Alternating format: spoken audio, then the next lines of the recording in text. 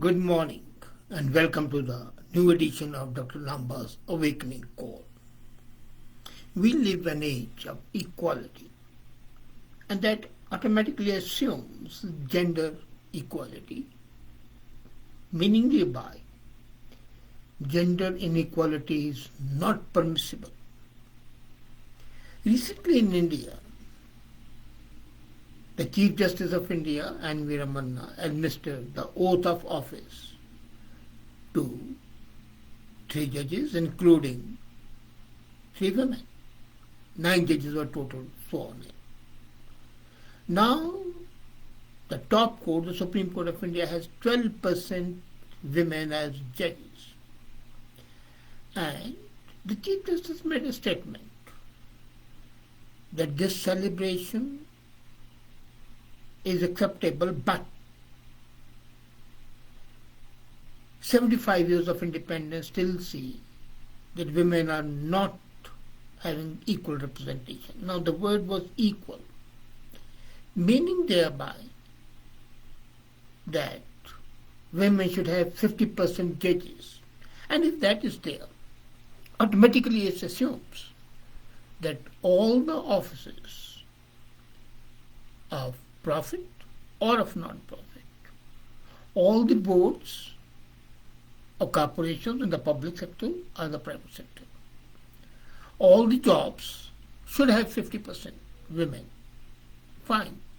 Where is merit?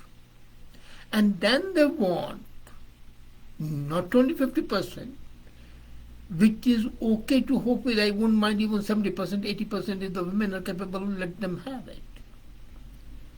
But to make reservations, the Indian authorities have not learned the lesson of having reservations. They start with 20%, 25%, then now they are almost 50%, and in some provinces they are as high as 78%. In the 75 years of independence, the so-called positive affirmative action has not resulted in either the appreciation of merit, but it is in fact fomenting continuous addiction to reservations. And one group after another wants reservations because that's the best way to do it. Now, India is likely to have the first women Chief Justice since in India in 2027. Good. Welcome it. But the point is how hollow the statement is by the Chief Justice, and which has not been contradicted by anybody. It was incumbent on the President to say, on the Chamber of Commerce to say, no, we are tired of reservations. There were reservations of the scheduled castes, then there was reservation for the scheduled tribes, then there were reservations for the other backward classes, OBCs, then income disparity, the poor people, and the list goes on and on and on. And now Marathas in Maharashtra, who were once rulers, want reservation. So Chief Justice Ramanna's recipe was 50% quota for women in judiciary. Indeed, as I said earlier, in all spheres of activity. And then he goes further, becomes an agitator.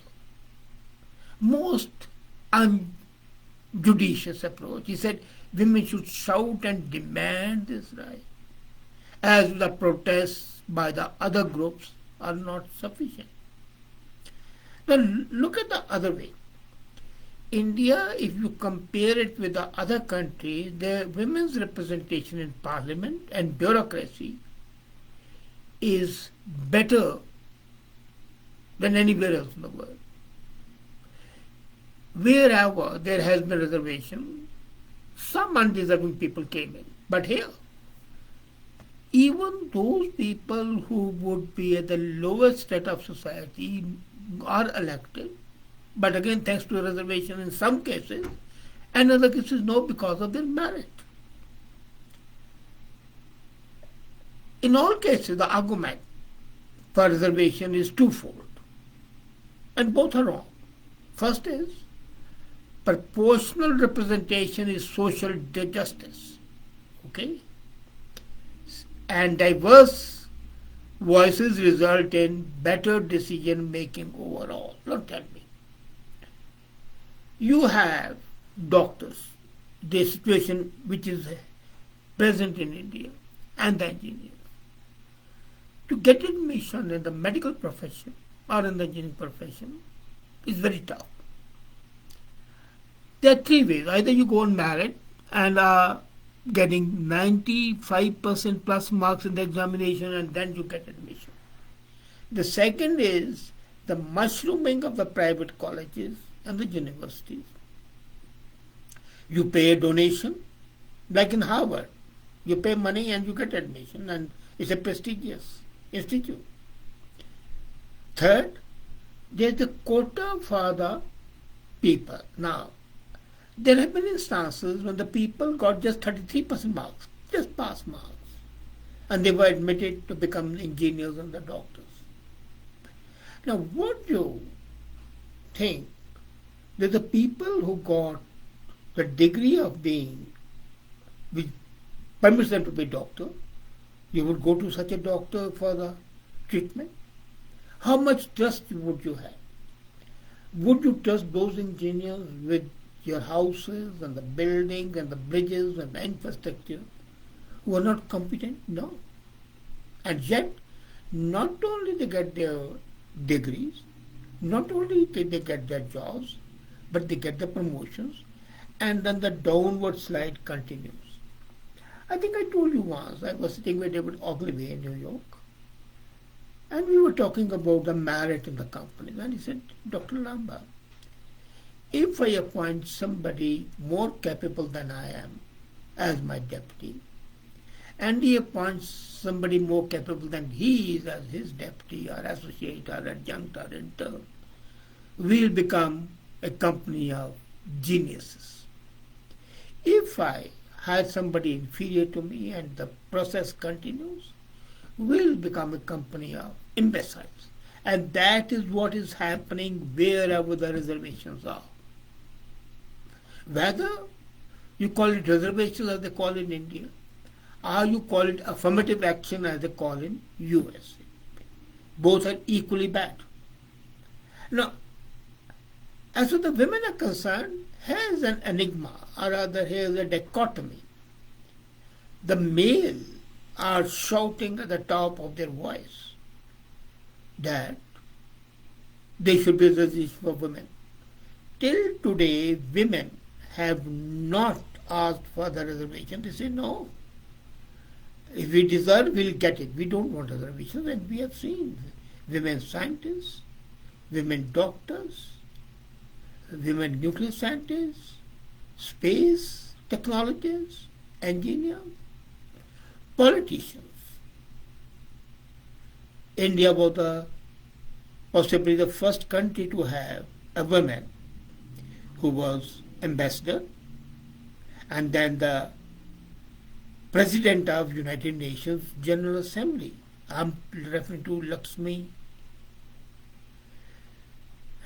Pandit Lakshmi, sister of Jawaharlal Nehru. We had the first governor in India, Sarojini Naidu, who was the governor and a capable person. So what are we talking about? And these women didn't come because of the reservation. So as I said, the women are, as a group, not demanding reservation because they know that they're capable. After all, even the historic and uplifting photo of the CGI flanked by the 4 women judges, there are questions about when Dalits and Advasis would occupy that frame. Not only women, they already belong to an uplifted society. If you really want the people to come up, then the equality should be at all levels. Why only talk gender equality? Why not the social equality? Why not the economic equality? Would Justice Ramanna let his servant eat at the same table as he does? Now, I would say, to the credit of Indian women, they know there are countries where their counterparts are doing much better. They're aware of that. Iceland just celebrated a female majority parliament. I put it in my post. And if we recount swiftly, push the members to less dramatic at 48%. But the affirmative action had only one sector in the country topping World Economic Forum Index for Gender Equality for 12 years. There has been no reason that for 12 years you continue to be the top country where women are deemed equal and they maintain it. But then they are doing it not because of reservation, they are doing it because they are capable. And that is what we should have asked for, but we are not doing that. Are we aware that more than 50% women earn university degrees and that women make up for 47% of the total labor force? Indian women have been retreating from the labor force even before the pandemic. The cultural issues are ignored by the so-called voluble apologists for the gender equality. The research indicates that this is where, because of they are being displaced by the male workers in the wake of repeated microeconomics and macroeconomic shocks. Who suffers the most? Is the weaker sections of society, or worse is when the pie shrinks. So, people who are being told to demand for equality do not belong to that section. They already are in the top 1%. So the populist politics of reservation, what it does, it pits you one against the other. It breeds jealousy, ill will, anger, resentment, everything. Because a person who is deserving is being deprived because of the populist politics of reservation.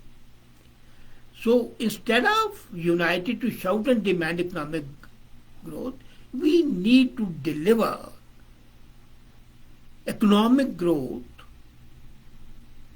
to uplift the social level of the people. The lure of the blunt tool of reservation is eclipsing the smart ones. Let's push back. Now, coming to the jobs, are we aware that in the labor market, the farm labor is 80% women? In the construction sector, women are 65%. In teaching and in nursing, they are more than 80%. So where's the gender equality, and why should the gender equality be there? As a matter of fact, it should be purely married on the job that you are best suited to and best inclined to, so that there are no round pegs in square holes and no square pegs in the round holes. What Justice Ramanna was recommending was one hole, all sorts of peg policy, which is not acceptable. As a matter of fact, there has to be pushback both from men and women. And pushback is good economic policies, which despite some changes are still not optimized. I have written a couple of articles where I have told how you can translate into action and results if you have sound macroeconomic policies. What we do is we just we'll build infrastructure. Do we build the connecting roads? No. So you build a highway, super express highway, 8 lanes. Fine. But to reach that highway? So if you have a highway is economic growth, but the ancillary roads connecting to that, that's the education, there's an upliftment, that is a social recognition. That's important. This very Supreme Court took very stupid decisions in Sabrimala, where the women's liberty, freedom was compromised. So what is required is you have to invest in economic development. You have to invest in proactive mentoring. And the mentoring in India is absolutely zero. Let's be very clear. And then recruitment of women unmarried before declaring these to be a failure. We want to see that they are in the Supreme Court. Fine. Do we have enough of them to begin with as advocate lawyers and at the lower levels of judiciary? The lawyers are approximately 22% women lawyers. At the lower judicial level, they are 18%. And then you want them to be 50% at the top level? How? Then what would happen is that some lawyers who have a close relationship with the politicians or with the senior judges of judiciary would be uplifted and become judges. And they'll be lousy judges. They'll be dishonest judges. They will not be honest judges. So if you want really to have gender equality, what you need is a proactive action. And a proactive action is not reservation.